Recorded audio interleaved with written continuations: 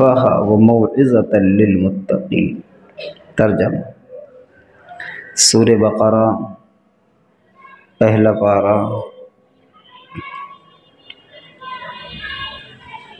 8واں رکوع۔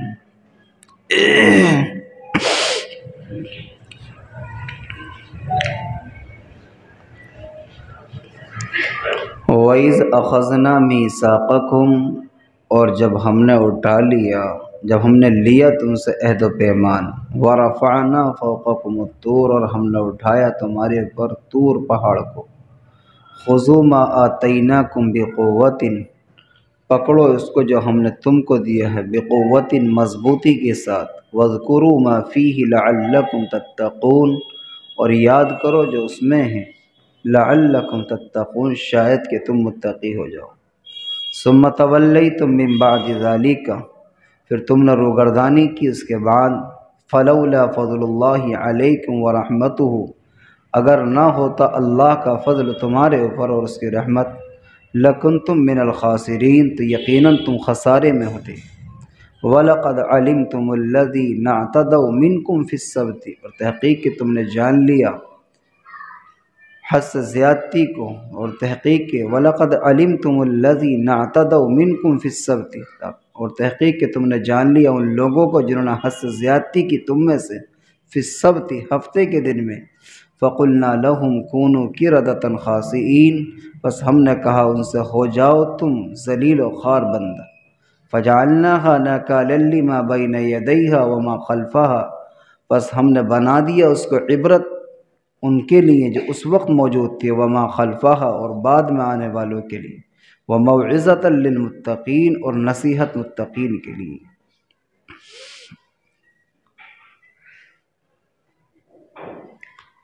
اللہ تبارک و تعالی نے قرآن مقدس کی ان آیت کریمہ کے اندر جو تلاوت کی گئی ہیں، اپنے بندوں کو بہت اہم باتوں کا پیغام دیا ہے۔ اس سے پہلے کہ میں آیت پاک سے متعلق چند باتیں آپ کے سامنے پیش کروں، یہ جاننا ضروری ہے کہ اس سے پہلی آیات میں کن باتوں کو ذکر کیا گیا تھا۔ جو لوگ مسلسل تفسیر کے اندر حاضر ہیں یا گزشتہ ہفتے موجود تھے، ان کے ذہنوں کے اندر بات ہوگی، اللہ تعالیٰ کی جانب سے ایک پیغام دیا گیا تھا، اور پیغام اس بات کی طرف تھا کہ اللہ تبارک و تعالیٰ کے یہاں نام کا سکہ نہیں چلے گا،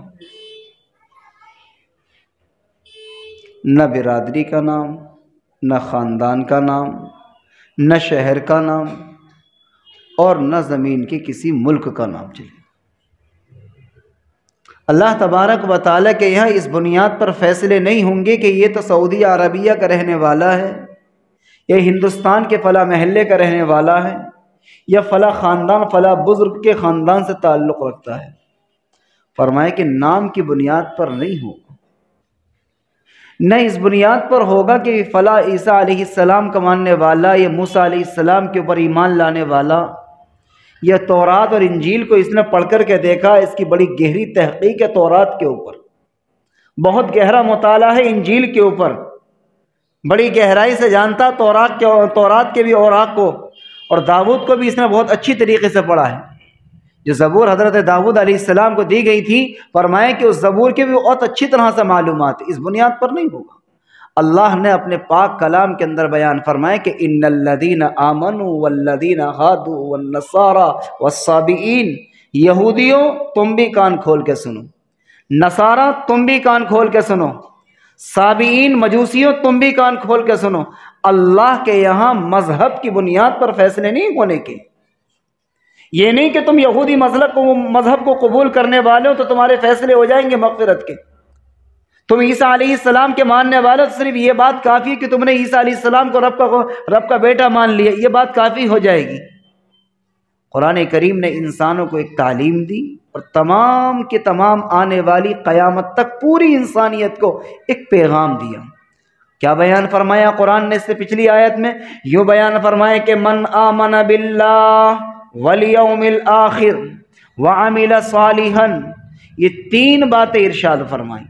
من آمن باللہ، جس وقت اپنی آخرت کو سوچو، جب تمہارے دل کے اندر رب سے ملاقات کے ایک دل کے اندر داعیہ پیدا ہو، تمہارے دل کے اندر ایک خیال آئے، تمہارے دل اور دماغ پر یہ بات چھا جائے کہ اللہ کے سامنے جانا ہے، اللہ کو منہ دکھانا ہے، اللہ تبارک و تعالیٰ کے سامنے کھڑا ہونا ہے اور اپنے کیے کا حساب دینا ہے اور اپنی زندگی کو رب کے سامنے رکھنا ہے، اس رب العالمین کے سامنے رکھنا جو کائنات کے نظام کو چلاتا ہے اور کوئی چیز اس کے علم سے باہر نہیں ہے۔ اس موقع پر یہ غور کرنا کہ میرا ایمان کس کے اوپر ہے۔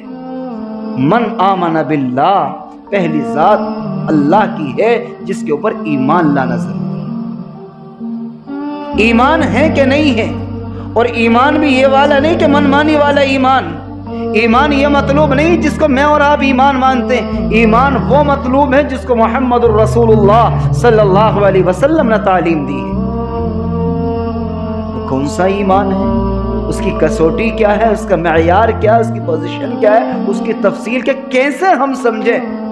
ہمیں کیسے پتہ چلے کہ ہمارے نبی علیہ السلام نے کون سے ایمان کو بتایا ہے کہ اللہ کے یہاں وہ قابل قبول ہوگا؟ ہم سے کون سے ایمان کو چاہا جا رہا ہے؟ تو فرمایا میرے آقا علیہ السلام نے کہ آمنت باللہ وملائکتہ وکتبہ ورسلہ والیوم الآخر والقدر خیرہ وشرہ من اللہ تعالی والبعث بعد الموت۔ اس ایمان کا مطالبہ، تمہارا ایمان اللہ کی ذات پر، تمہارا ایمان اللہ کی کتابوں پر، تمہارا ایمان اس کے رسولوں پر، آخرت کے دن پر، اچھی بری تقدیر پر، مرنے کے بعد اٹھائے جانے پر، تمہاری زندگی میں نفع ہو کہ نقصان، تمہاری زندگی میں پریشانیاں آئیں کہ خوشحالیاں، تمہاری زندگی میں بیماریاں آئیں کہ شفا یابی، جو بات جو حالات تمہاری زندگی کے اندر آ جائیں، اس موقع پر تمہارے دل کے اندر سے گواہی یہ نکلے، تمہارا عقیدہ اتنا مضبوط ہو کہ کرنے والی ذات، نفع نقصان کو دینے والی ذات کس کی ہے؟ اللہ تبارک و تعالیٰ کی۔ اس ایمان کا مطالبہ ہے۔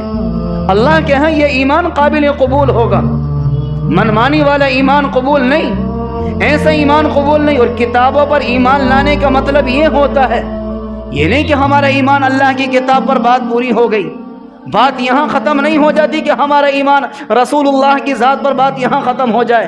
فرمائے کہ جب ہم نے یہ کہا کہ آمنت باللہ وملائکتہ وکتبہ، کہ ہم ایمان لائیں اس کے فرشتوں پر، اس کی کتابوں پر، اور اللہ کی معزز اور بڑی 4 کتابوں میں ایک کتاب سب سے عظیم الشان جو بڑی کتاب ہے وہ قرآن مقدس ہے۔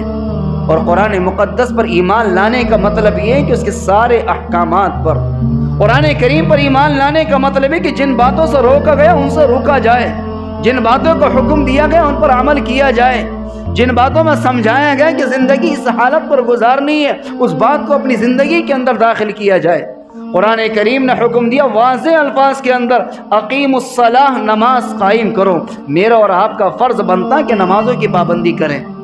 قرآن نے حکم دیا کہ آتوا الزکوٰۃ، زکوٰۃ ادا کرو، چاہے مرد ہو کہ عورت، بوڑھے ہو کہ جوان، جن کے پاس اللہ تبارک و تعالیٰ نے اتنی دولت دی ہے، جن کے پاس اتنی دولت ہے کہ وہ صاحب نصاب ہیں اور ان کے پر زکوٰۃ فرض ہوتی ہے، تو مطلب مرد کے دینے سے ختم نہیں ہوتا۔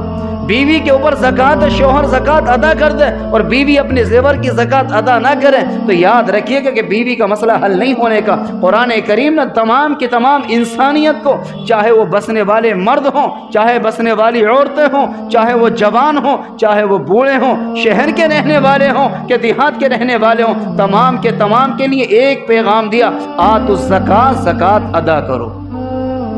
یہ مجھے اور آپ کو دیکھنا ہے کہ زکوٰۃ کس کے اوپر فرض ہے، زکوٰۃ کیسے ادا کرنی ہے۔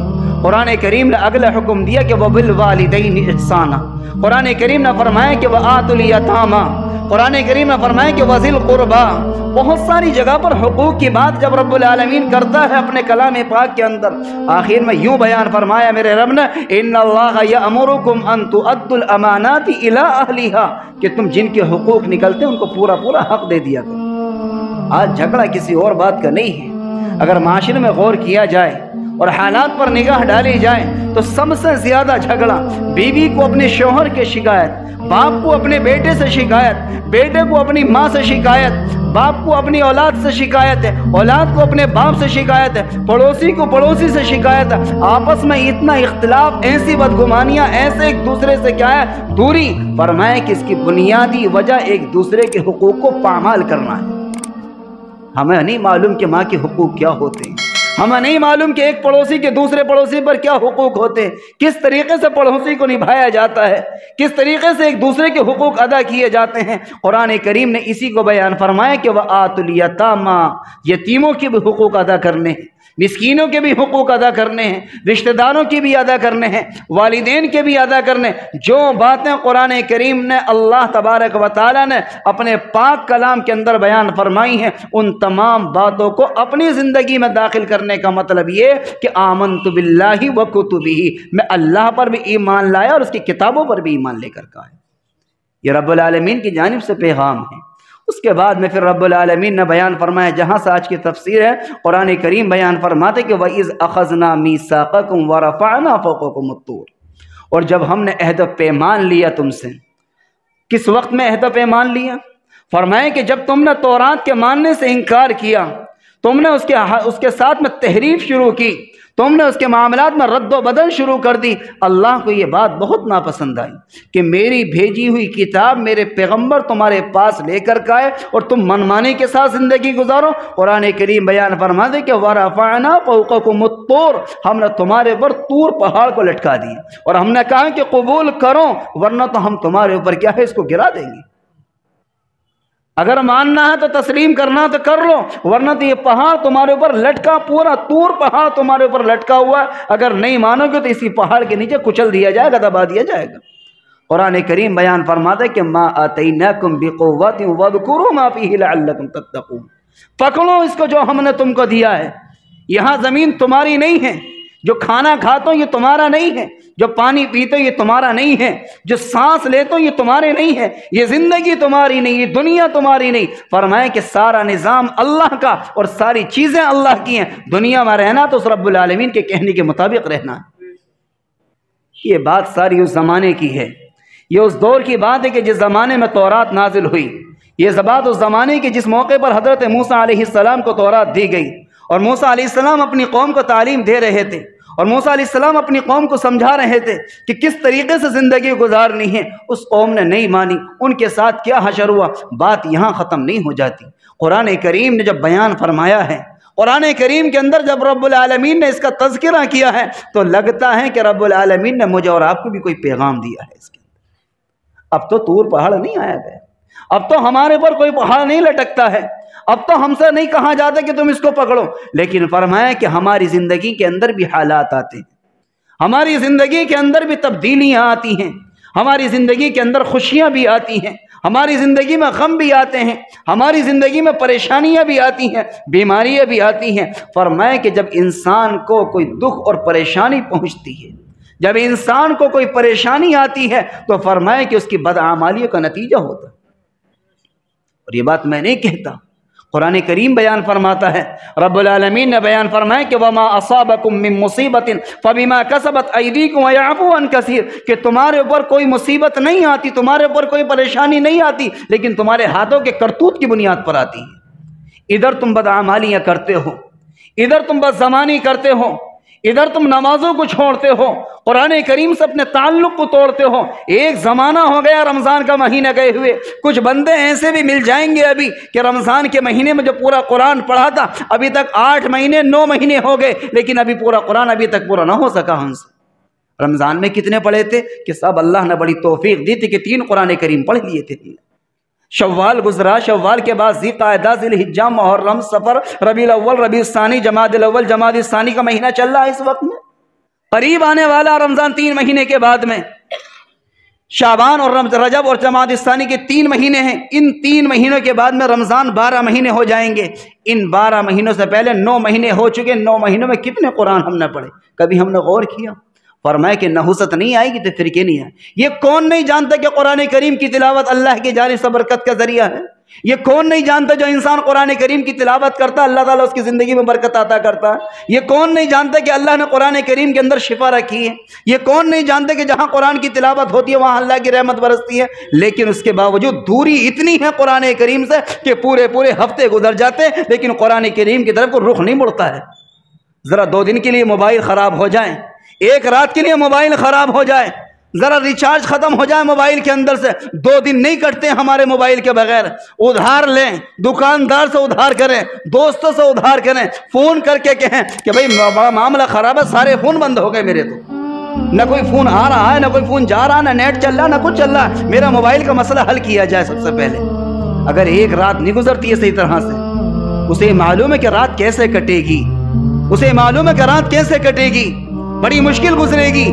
ایک وقت وہ بھی تو تھا کہ جب رات کو تھوڑی دیر اللہ کے سامنے رو نہ لیا کرتے تھے، تھوڑی دیر قرآن کریم کی تلاوت نہ کر لیا کرتے تھے، تھوڑی دیر اپنے اللہ کو، اپنے رب کو منا نہ لیا کرتے تھے، اس وقت تک نیند نہیں آتی تھی۔ حضور پاک علیہ الصلوۃ والسلام کی چہیتی بیٹی حضرت فاطمہ الزہرا رضی اللہ عنہا کا جو کردار ہمارے سامنے ہے، جو ان کی زندگی ہمارے سامنے، میں اپنی خواتین سے، اپنی ماں و بہنوں سے کہتا ہوں، بڑے ادب و احترام کے ساتھ یہ ذکر کرتا ہوں، میری بات کو توجہ سے سنیں۔ حضور پاک علیہ الصلوۃ والسلام کی خدمت کے اندر بہت سی باندیاں، بہت سے غلام آپ کے پاس میں مال غنیمت موجود ہے، آپ صلی اللہ علیہ وسلم تقسیم کر رہے ہیں۔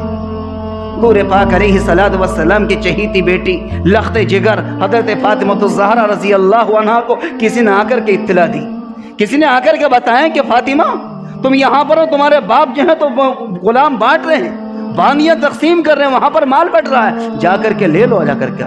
آپ چکی پیستی ہیں، آپ جھاڑو لگاتی ہیں، پانی ڈھوتی ہیں، آپ کے ہاتھوں کے اندر کیا گاٹھیں پڑ گئی، ٹھیٹیں پڑ گئی، آپ بھی لے لیجئے اپنے باپ سے جا کر کے۔ بڑی دبے کچلے لفظوں سے، بڑے دبے کچلے قدموں سے، بہت اپنے آپ کو ڈھانپ کر، بڑی شرم و حیا کے ساتھ بہت ہی سائڈ سے کھڑی ہو گئی۔ آپ صلی اللہ علیہ وسلم کی توجہ ہوئی، کہا کہ بیٹیا کیسے آنا ہوا؟ کہ ابا جان معلوم ہوا تھا آپ کے پاس میں کچھ باندیاں ہیں، کچھ غلام ہیں، کچھ مال غنیمت آپ تقسیم کر رہے ہیں، میں چاہتی ہوں کہ میرا کچھ سہارا بن جائے، میرے گھر کے کام کے لیے کچھ باندی دے دی جائے۔ آپ صلی اللہ علیہ وسلم نے خاموشی اختیار کی، اور اس کے بعد میں تھوڑی دیر کہا کہ بیٹیا بعد میں آنا۔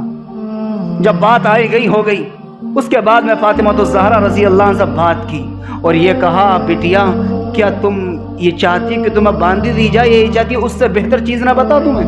کہا کہ میرے ابا جان جو آپ بتائیں گے مجھے دل و جان سے قبول ہے۔ کہا کہ بیٹیا اس سے بہتر بات یہ ہے، اس سے اعلیٰ درجے کی بات یہ ہے کہ تم جب رات کو سویا کرو تو 33 مرتبہ سبحان اللہ، 33 مرتبہ الحمدللہ اور 34 مرتبہ اللہ اکبر پڑھ کے سویا کرو۔ یہ تسبیح تم رات کو پڑھا کرو۔ فرمایا کہ اس وقت سے لے کر آج تک اس تسبیح کا نام جو عصر کے بعد پڑھی جاتی ہے، جو فجر کے بعد پڑھی جاتی ہے، اور بعض لوگ ہر نماز کے بعد پڑھتے ہیں، بعض لوگ رات کو سوتے وقت پڑھتے ہیں، فرمایا کہ اس تسبیح کا نام ہی تسبیح فاطمی پڑ گیا۔ یعنی یہ وہ تسبیح ہے، یہ وہ تسبیح ہے جو حضرت فاطمہ الزہرا رضی اللہ عنہ کے صدقے میں مجھے اور آپ کو ملی، یہ ان کا احسان ہے۔ وہ ایک باندی لینے کے لیے گئی تھی، لیکن باپ نے اپنی شفقت اور محبت میں ہدیے اور تحفے میں اپنی بیٹی کو ایسی انمول تحفہ دیا کہ آنے والی انسانیت کے لیے اور پوری قوم کے لیے کیا ہے ایک پیغام بن گیا۔ ہم کتنے غافل ہیں، ہمیں معلوم نہیں ہے۔ میں صرف مردوں کو نہیں کہتا، میں عورتوں سے بھی بات کرتا ہوں، ہماری عورتوں کے حالات بھی کچھ اسی طرح کے ہیں۔ ہر ایک کے موبائل میں، ہر ایک کے ساتھ میں کیا ہے ویڈیو گرافی اور دیگر چیزیں ہوتی ہیں۔ وجہ کیا ہے؟ وجہ صرف اتنی سی یہ ہے کہ ہم نہیں سمجھتے کہ اس کا نقصان کیا ہوگا، ہم اس کو نقصان نہیں سمجھتے ہیں۔ قرآن کریم نے انسانوں کو تعلیم دی۔ یہ قرآن کریم اس لیے نہیں آیا کہ خالی قصے کہانی کی کتاب ہے کہ آج موسیٰ علیہ السلام کا قصہ بیان کیا تھا، مولوی صاحب آئے تھے، آج یہ بتایا تھا کہ اس قوم نے نہیں مانا تھا اللہ نے پہاڑ لٹکا دیا تھا۔ نہیں، قرآن کریم بیان فرماتا ہے کہ وَمَا أَصَابَكُم مِّن مُّصِيبَةٍ فَبِمَا كَسَبَتْ أَيْدِيكُمْ وَيَعْفُو عَن كَثِيرٍ۔ تمہارے اوپر کوئی مصیبت نہیں آتی، تمہارے اوپر کوئی پریشانی نہیں آتی، تمہارے اوپر کوئی الجھن نہیں آتی، تمہیں کوئی ٹینشن نہیں ہوتی، لیکن تمہارے ہاتھوں کے کرتوت کی بنیاد پر تم ادھر بدعمالیاں کرتے ہو، اللہ کی نافرمانی کرو گے، اللہ تبارک و تعالیٰ چھوڑے گا جب تک کہ تم اپنے اللہ سے معافی نہ مانگ لو۔ اگر تم توبہ کر لو، اللہ کی پکڑ سے پہلے اللہ کے دربار میں حاضر ہو جاؤ، اللہ کی بارگاہ میں حاضر ہو جاؤ۔ صبح میں گناہ کیا، ابھی پکڑتی مہلت ملی تھی کہ نہیں، فرشتوں نے کہا تیرے بندے نے، اللہ تیرے بندے نے یہ جرم کیا ہے، تیری نافرمانی کی ہے، فجر کی نماز چھوڑی ہے، قرآن کی تلاوت بھی نہیں کی، اس نے توہین کی ہے اپنے باپ کی، اس نے توہین کی ہے اپنی ماں کی، آج تک اس نے اپنے باپ کی آنکھوں میں آنکھیں ڈال کے بات کی ہے۔ اللہ تیرے اس بندے نے جس کو تو نے ماں بنا کر کے بھیجا تھا، اس بندی کے ساتھ ایسی بدسلوکی کی ہے جس کے قدموں کے نیچے تو نے جنت کو ڈالا تھا، اپنی ماں کو گالی سے بات کی ہے۔ اللہ بتا تیری پکڑ آئی، کہا کہ نہیں، اسے مہلت دے دو، شام تک کی مہلت دے دو، ہو سکتا ہے کہ شام کو سونے سے پہلے توبہ کر لے۔ اگر وہ توبہ نہیں کرتا ہے، ماں کا دل دکھتا ہے، جب وہ گھر کے اندر آتا ہے تب ماں کے دل کے اوپر چوٹ پڑتی ہے۔ ایک دن وہ تھا کہ جب تک ماں اپنے بیٹے کو دیکھ نہ لیتی تھی اس وقت تک چین نہ آتا تھا، آج دن یہ آ گیا ہے اس نے ماں کا دل اتنا دکھایا کہ جب ماں کی نگاہ اس بیٹے پہ پڑتی ہے اتنی مرتبہ ماں کے دل کو تکلیف پہنچتی ہے۔ فرمایا کہ اللہ کی طرف سے کیا ہے، پھر پریشانیاں اترتی ہیں، پھر مصیبتوں میں گھرتا ہے، پھر کاروباری پریشانی، پھر جسمانی پریشانی، گھریلو پریشانی، انسان کو محسوس تک نہیں ہوتا، پھر انسان بدگمانی کرتا، عقیدے بگاڑتا، پتہ نہیں مولوی صاحب 2 مہینے سے بڑے حال خراب ہے، پہلے تو کام بھی اچھا چلتا تھا، گھر کا معاملہ بھی ٹھیک تھا، اب تو 2 مہینے سے بڑے پریشان حال ہے۔ کبھی اپنے بیک گراؤنڈ کو دیکھا ہوتا، پچھلی ہسٹری کو پڑھا ہوتا، پرانی تاریخ کو پڑھا ہوتا کہ پچھلی بیک گراؤنڈ میں کیا کر کے آیا ہوں، ماں کا دل کس گھڑی میں دکھایا تھا، جس دن تم نے ماں کا دل دکھایا تھا، ماں کے دل سے آہیں لی تھی، ماں کے دل کی بددعا لی تھی، یاد رکھنا اس دن سے تمہاری بربادی کے فیصلے ہو چکے تھے۔ تمہیں اندازہ تو آج ہوا جب اس کا اظہار ہوا ہے۔ اللہ کے بندوں کبھی سوچا کرو، یہ دل اللہ تبارک و تعالی نے ایسا انمول تحفہ دیا ہے، اس کو خوش رکھو گے اللہ تبارک و تعالی خوشحالی اتارے گا، اس کو تکلیف پہنچاؤ گے یاد رکھیے گا اللہ تبارک و تعالی سکون سے نہیں رہنے دے گا۔ اللہ تبارک و تعالیٰ کے ہاتھ میں پورا نظام ہے۔ قرآن کریم مجھے اور آپ کو تعلیم دیتا ہے کہ یہ بات صرف بنی اسرائیل تک ختم نہیں ہو جاتی، بات یہاں فیصلہ نہیں ہو جاتا کہ بنی اسرائیل کو اللہ تبارک و تعالیٰ نے اپنی پکڑ میں لیا تھا، بات یہاں تک بھی آتی ہے کہ جب اللہ کی نافرمانی میں اور آپ کریں گے تو ہمارا اور رشتہ کوئی اور نہیں ہے، وہ بھی اللہ کے بندے تھے، وہ بھی اللہ کی بندیاں تھیں، ہم بھی اللہ کے بندے اور اللہ کی بندی ہیں، ہمارا بھی رشتہ اس سے رب اور بندے کا ہے۔ اگر ہم اللہ کے ساتھ میں اگر کوئی ایسا کام کریں گے جس سے اللہ ناراض ہوتا ہے، اللہ کی پکڑ میرے اور آپ کے اوپر بھی اترے گی۔ شکل بدل سکتی ہے، حالات بدل سکتے ہیں، نوعیتیں بدلتی ہیں، لیکن پکڑ سے کوئی بچ نہیں سکتا، کیونکہ اللہ تبارک و تعالیٰ کا صاف اعلان ہے واللہ عزیز ذو انتقام۔ جب اللہ اپنے نافرمانوں سے انتقام لینے پر آتا تو فرمایا کہ اللہ زبردست انتقام لینے والا ہے، اس کو کوئی روک نہیں سکتا ہے، اس کو کوئی روک نہیں سکتا ہے۔ قرآن کریم نے آگے بیان فرمایا ہے، رب العالمین بیان فرماتا ہے کہ ثم تولیتم من بعد ذلک فلولا فضل اللہ علیکم ورحمتہ لکنتم من الخاسرین۔ قرآن کریم بیان فرماتے کہ جب انہوں نے اقرار کر لیا کہ جی اب عمل کریں گے، باتوں کو مانیں گے، کبھی کبھی کیا ہوتا ہے کسی مولوی صاحب کی، کسی حضرت صاحب کی، کسی عالم صاحب کی، مفسر کی، محدث کی، مقرر کی کوئی دینی بات سنی، کسی مبلغ نے کوئی سمجھایا، کسی اللہ کے بندے نے سمجھایا، دل میں آتا بیٹھی کہ میں نے ماں کے ساتھ میں بدسلوکی کی تھی، اب میں اپنی ماں سے جا کے معافی بھی مانگ، اس وقت میں دل میں آتا اور جانے کے بعد میں پھر بات آئی گئی کر دیتا ہے۔ قرآن کریم بیان فرماتے کہ ثم تولیتم من بعد ذلک فلولا فضل اللہ علیکم ورحمتہ لکنتم من الخاسرین۔ اگر تمہارے اوپر اللہ کا فضل نہ ہو، اللہ تبارک و تعالیٰ کی محبت نہ ہو، اللہ کی رحمت تمہارے اوپر نہ ہو، اور اللہ کی رحمت اللہ کے غضب پر بھاری نہ ہو، تو یاد رکھنا ادھر جرم کرو گے، ادھر اللہ کی پکڑ اپنے ہاتھوں اپنے سامنے دیکھ لو گے۔ زبان سے گالی نکالو گے، اللہ زبان میں بولنے کی صلاحیت چھین لے گا۔ کانوں سے غیبت سنو گے، اللہ کانوں سے سننے کی صلاحیت چھین لے گا۔ آنکھوں سے بدنظری کرو گے، اللہ اندھا بنا دے گا۔ رات کو سو گے، صبح کو بینائی ختم ہو چکی ہوگی۔ یہ تو رب کے کرم کی بات ہے۔ قرآن کریم بیان فرماتا فلولا فضل اللہ علیکم ورحمتہ، اگر تمہارے اوپر اللہ کا فضل نہ ہو، اللہ کی رحمت نہ ہو، تو یاد رکھنا کہ تم 1 منٹ کے لیے بھی دنیا کے خسارے اور بربادی سے بچ نہیں سکتے ہو۔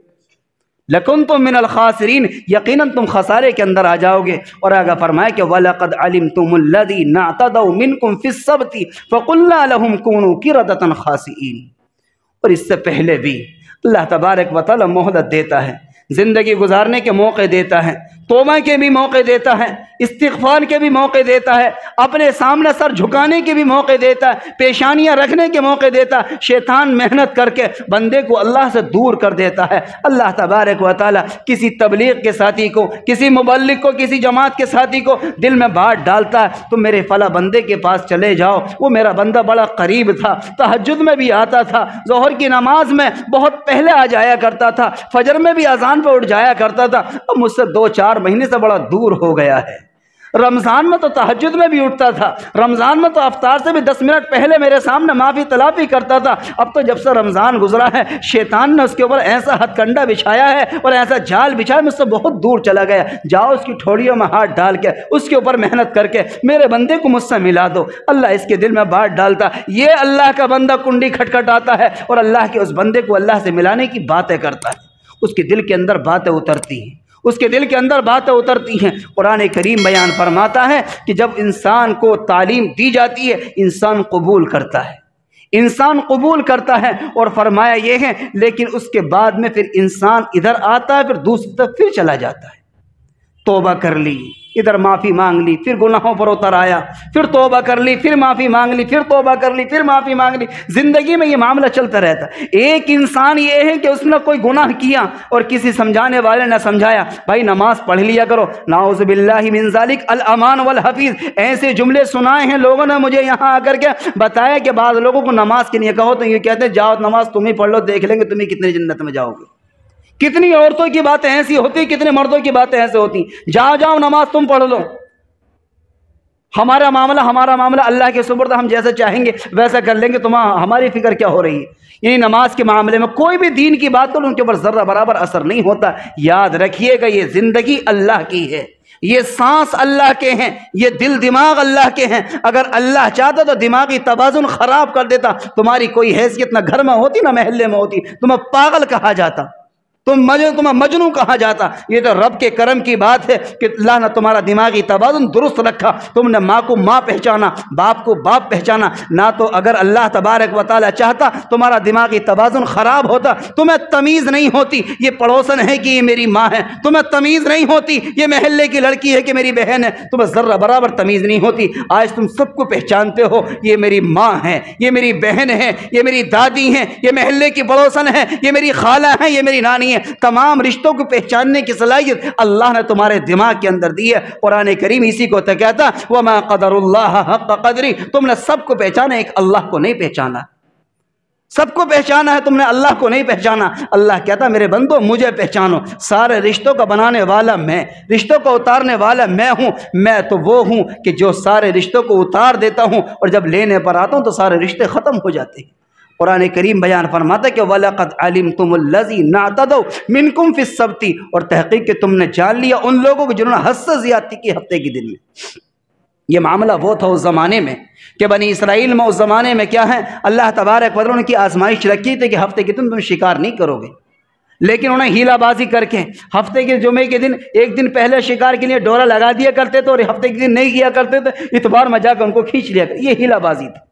قرآن کریم بیان فرماتا ہے کہ اللہ کے یہاں ہیلا بازی بڑا پسند نہیں ہے، ہیرا پھیری اللہ تبارک و تعالیٰ کے یہاں پسند نہیں ہے۔ یہ کوئی معاملہ ایسا نہیں ہے جیسے کہ آج کے معاملے میں مولوی صاحب بڑی پریشانی کا معاملہ، بہت چاہتے ہیں فجر کی نماز میں اٹھنا لیکن اٹھا نہیں جاتا ہے۔ مولوی صاحب بہت کوشش کرتے ہیں، دعا فرمائیے کہ فجر کی نماز کی پابندی کر لیں، بہت کوشش کرتے ہیں فجر کی نماز کی پابندی کر لیں، اور رات کو تھک ہار کے دکان پر سے ایسے تھکے ہارے آتے ہیں، بس کھانا کھاتے ہیں باہر جاتے ہیں اور نماز کا بالکل ذہن میں نہیں رہتا۔ بعد میں بڑا افسوس ہوتا، کوئی دعا بتا دیجئے فجر کی نماز پڑھ لیا کروں، اس کی بھی کوئی دعا ہوتی ہوگی؟ اللہ کے بندو، اللہ کا منادی مسجد سے اذان دیتا، حی علی الصلاۃ، آؤ نماز کی طرف، حی علی الفلاح، آؤ کامیابی کی طرف، الصلاۃ خیر من النوم، نیند سے بہتر نماز ہے، آؤ نماز کی طرف۔ اللہ کا منادی آواز سے بہتر اور کون سی تسبیح ہوگی؟ ہم نہیں سمجھتے ان تمام چیزوں کو، ان کو سمجھنا چاہیے، ہمیں غور کرنا چاہیے۔ یہ ہیرا پھیری، جس دن مجھے کارخانے کا کام دہلی کا ہوتا تو صبح میں 4 بجے میں گاڑی میں اپنا پکڑ لیتا ہوں، اس روز تو مجھے کوئی اذان نہیں لگاتا آ کر کے۔ جس دن میرے یہاں کوئی اور کام ہوتا ہے، کسی فنکشن میں جانا ہوتا، کسی گاڑی کو پکڑنا ہوتا، لمبا سفر ہوتا، 3 بجے سے پہلے رات سے اس کی تیاری شروع کر دیتا ہوں، اور گھر میں بھی کہہ کے سوتا ہوں ذرا میری آنکھ لگ جائے تو ذرا اٹھا دینا مجھے۔ وجہ کیا ہے؟ وجہ صرف اتنی ہے کہ ہم نے بات کو دل پہ نہیں لیا ہے۔ یہ دل لگی کرتے ہیں ہم نمازوں کے ساتھ، دل کی لگی کے ساتھ نماز نہیں پڑھتے۔ جس دن یہ دل کی لگی میں بدل جائے گی اور دل کے اوپر ایک چوٹ پڑے گی کہ ہاں آج ہم نے اپنے رب کو ناراض کر دیا، ہمارا اللہ تو ہمیں کچھ دینا چاہتا تھا، فجر کی نماز میں ہمیں بلایا ہی اس لیے تھا، آؤ میرے بندوں میں تمہارے اوپر رحمت برسانا چاہتا ہوں، تمہاری روزی میں برکت دینا چاہتا ہوں، تمہاری زندگی میں امن و امان دینا چاہتا ہوں۔ لیکن بندوں نے کیا اوندھے منہ پڑھ کر کے، قرآن بیان فرماتا ہے کہ فی دارہم جاسمین، وہ اپنے گھروں میں اوندھے پوں پڑے رہتے ہیں، محسوس تک بھی نہیں ہوتا ہے۔ قرآن کریم نے یہاں پر بیان فرماتا ہے کہ حد سے زیادتی کرو گے تو پھر یاد رکھو اس سے پہلی نسلوں کو بھی اللہ تعالیٰ نے ذلیل و خوار بندر بنا دیا ہے۔ اللہ اس بات پر قادر ہے کہ تمہاری صورتوں کو مسخ کر دے۔ اللہ تبارک و تعالیٰ مجھے اور آپ کو عمل کی توفیق نصیب فرمائے۔ وقت میرا مکمل ہو گیا، باتیں اور بھی تھیں، انشاءاللہ زندگی بخیر رہی، آئندہ بات آئیں گے۔ اللہ عمل کی توفیق نصیب فرمائے۔ کوئی سوال ہو تو کر سکتے ہیں تفسیر سے متعلق۔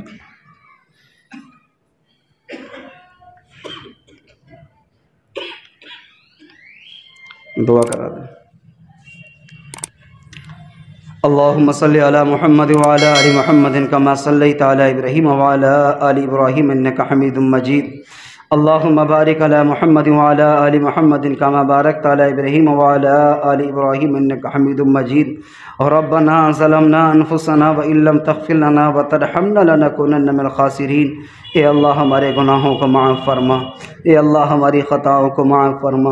مولا کریم تیری توفیق کے ساتھ یہ قرآن مقدس پڑھا اور سنا گیا ہے، اے اللہ اس میں جانے سے بھولے سے جو بھی غلطی کوتاہیاں ہوئی ہوں سب کو اپنے فضل و کرم سے معاف فرما۔ اے اللہ ہمارے پڑھنے کو قبول فرما، سننے کو قبول فرما، جمع ہونے کو قبول فرما۔ مولا کریم جو باتیں کہی سنی گئیں ان پر عمل کی توفیق نصیب فرما، عمل کے ساتھ اخلاص کی بھی توفیق نصیب فرما۔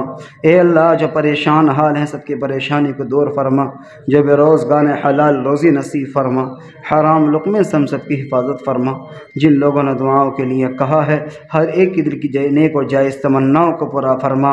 اے اللہ پس پردہ جو خواتین ہیں اللہ ان کے آنے کو بے حد قبول فرما، اے اللہ ان کو اجر عظیم نصیب فرما۔ یا الہ العالمین، اے اللہ جس بہن ماں کے دل کے اندر جو بھی نیک اور جائز تمنا ہو اے اللہ اپنے خزانے غیب سے مکمل فرما، ہر ایک کی پریشانی کو دور فرما۔ جو مقروض ہیں قرضے کی ادائی خزانے غیب سے صورت پیدا فرما، حاضرین مجلس کے ہر ایک کی دل کی نیک اور جائز تمناؤں کو پورا فرما، تمام پریشانی سے نجات نصیب فرما، ہر ایک کے روزگار میں برکت نصیب فرما، ہر ایک کو خوشحالی نصیب فرما۔ یا الہ العالمین جتنے بھی بیمار ہیں سب کو شفا جسمانی و روحانی نصیب فرما، سب کو شفا کلی نصیب فرما۔ اے اللہ جتنے بھی مسلمان بھائی مرد عورتیں اس دنیا سے جا چکے ہیں سب کی قبروں کو نور سے منور فرما، سب کی مغفرت کے فیصلے فرما، سب کو جنت الفردوس میں داخلہ نصیب فرما۔ اے اللہ ہماری دعاؤں کو محض اپنے فضل و کرم آقا مدنی محمد عربی صلی اللہ علیہ وسلم کے صدقہ طفیل میں قبول و منظور فرما۔ وصلی اللہ تعالی علی خیر خلقہ محمد وعلی آلہ وصحبہ اجمعین برحمتک یا